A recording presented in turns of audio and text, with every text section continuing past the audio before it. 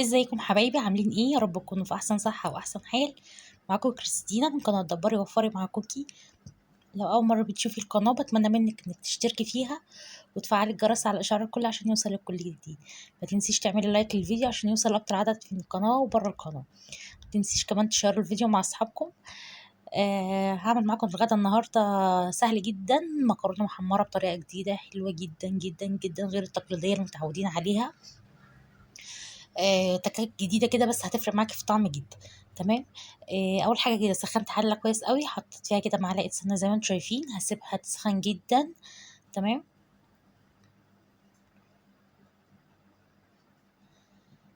بعد كده هنزل بكيس مكرونه لاي شكل انت حباه، هحمرها كويس قوي بقى في معلقه السمنه ديت.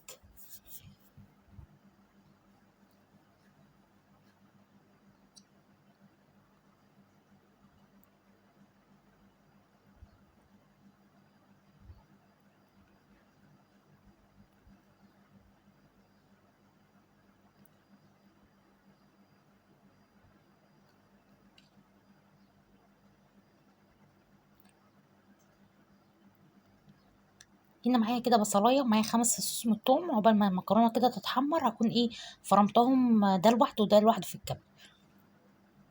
هاشوّح بقى المكرونة كويس أوي. ممكن في أي وقت في أي مرحلة من دول ممكن أنتِ تضيفي معاها البصل. تمام. لكن أنا كنت عايزاها تحمر كمان شوية سِبتها براحتها يعني.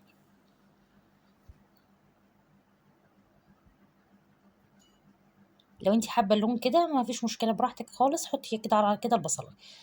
أهي، اديتها تشويحة كده لغاية ما خدت لون محمر كده شوية.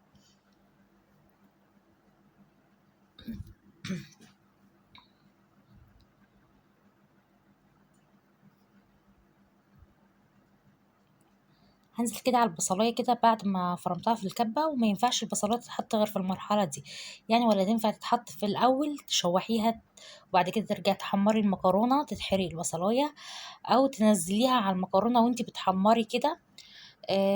وان هي لسه ما اتحمرتش يعني فهتنزل المية اللي فيها مش هتحمر معاكي المكرونة. تمام. يا رب الفكرة تكون واصلة لكم، يعني ما ينفعش تتحط غير بعد ما اللون اللي انتي عايزاه يكون خدته المكرونة. هاشوّح فيها كده دقيقتين 3 وبعد كده هانزل بال5 فصوص بالثوم. بُصّوا شمّوا بقى الريحة، بجد شمّوا الريحة. تمام. نزلت كده بالفصوص بتاعة الثوم وهادّيها تقليبة كده مع بعض بقى، ويعني دقيقتين 3 مش هاكتّر عليها يعني.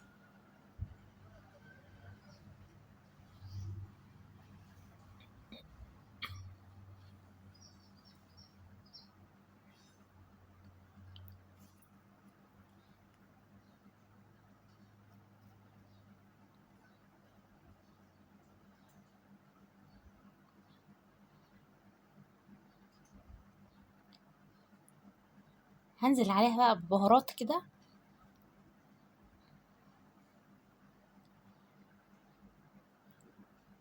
هي بهاراتها بتبقى كتيرة شوية بس بتدّيكِ طعم مميز أوي في الأكل، يعني زي من غير أي حاجة أنتِ متعودة عليها. هاحط ملح، فلفل أسود، هاحط قرفة، هاحط جنزبيل، هاحط بابريكا، وشوية كده صغيرين من جوز الطيب. بُصّي هيطعموا لِك المكرونة بجد اوعى، يعني حاجة كده خيال. هابشر شوية صغيرين كده بالمبشرة.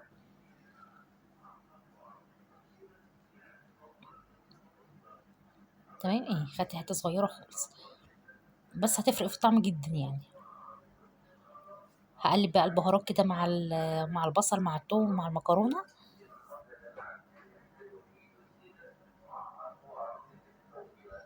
تمام. بعد كده هاحط لها معلقتين من صلصة طماطم، حابة تحطيها تمام، حابة تحطي كاتشب تمام. حابة تبشري طماطميتين ما فيش مشكلة برضه، أي حاجة متوفرة عندِك من ال3 دول حطيها معاها. حابة تستغني عن الصلصة خالص براحتك انتِ برضه، يعني ده الأكل أذواق، فأنتِ لو عايزاها حطيها، مش عايزاها أوكي تمام، يعني ما فيش مشكلة خالص.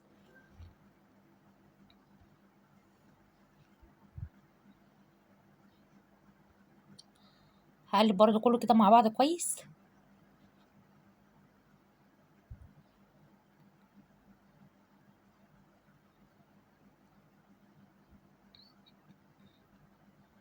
لو عندك مرقة بقى تمام خير وبركة، ما عندكيش اعملي زي ما انا عملت كده بالمية، غليت مية واشتغلت بيها عادي يعني. البهارات اللي احنا حاطينها هتنكه معانا المكرونة كويس قوي. طشيت لها كده مية من الكاتل كنت غليها. وابسط حاجة بقى الاكلة دي، هي سريع سريع كده يعني، ايه غدا زناقات زي ما بيقولوا. عملت كمان جنبها بانيه. كنت شايلة في الفريزر يعني متبل على القلية على طول. خرجته جنبها وكان ده الغدا بتاع النهارده.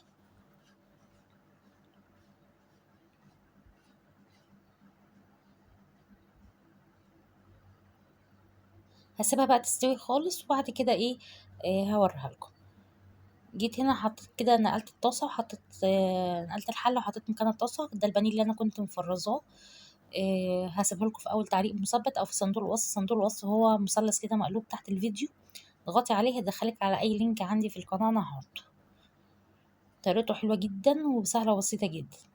زي ما باقول لكم غدا زنقات، يعني الحاجات دي لو ما كانتش متوفرة كنت هاعمل غدا أي غدا تاني يعني، لكن أدام الحاجة موجودة تمام أوكي باطلّع منها. جاية بقى تعبانة من الشغل، جاية من سفر، حاجات زي كده، فالحاجات دي بتسهل عليا أوي يعني. دي الأساسيات اللي أنا من ضمن الأساسيات اللي أنا باعملها كل شهر من ضمن الأكلات. لو حابيني برضه أورّي لكم التفريزات اللي أنا باعملها كل أول شهر اكتبوا لي في التعليقات وهاقول لكم باعمل 1، 2، 3 كل شهر. دي الأساسيات اللي أنا لازم تكون موجودة عندي في الفريزر. لو حابين اكتبوا لي في الكومنتات وأنا إن شاء الله هاعملها لكم. جيت بقى هنا للمكرونة. اوعى بقى الريحة، مش عايزة أقول لكم إلا كما أتخيل. لو حابة تسيبيها على كده فيها شوية صوص يعني مش كتار، تمام. حابة تنشفيها مفيش مشكلة برضه. أنا سبتها لغاية ما نشفت بصراحة. لكن في ناس بيبقى متعودة إن هي تاكل يعني المكرونة زي بشوربة كده بأي صوص معاها، على حسب برضه. جينا هنا للبانيه بقى، قلت هقلبه وبعد كده هوريها لكم في التقديم.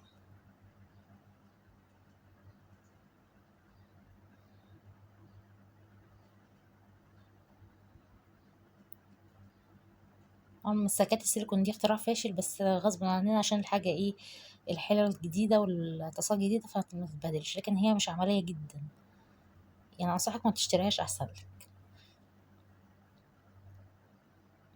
تمام كده. تعالوا بقى نغرف مع بعض. جبت طبعا طبق التقديم هحطه فيه. عايزه اقول لكم يعني الطبق ده عشان تصوير، لكن غير تصوير احنا بنقلب في الصينيه كده وبناكل يعني. بس عشان طبعا ايه تصويره كده، فالواحد بيبقى عايز يطلع احسن ما عنده.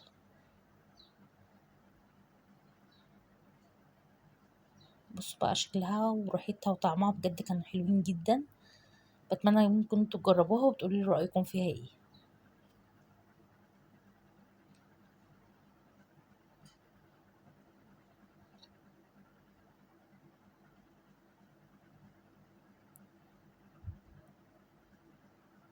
حمرت كده البانيه بس ما اعرفش هو مش جاي في الكادر ليه، بس تمام. اهي. كانت سخنه جدا وقعت مني وانا باكل. اهي البانيه كمان حلو جدا.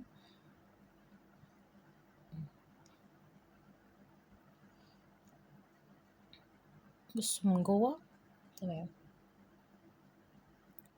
يا رب بقى فكرة النهارده تكون عجبتكم، او اكون قدرت افيدكم ولو حاجه صغيره.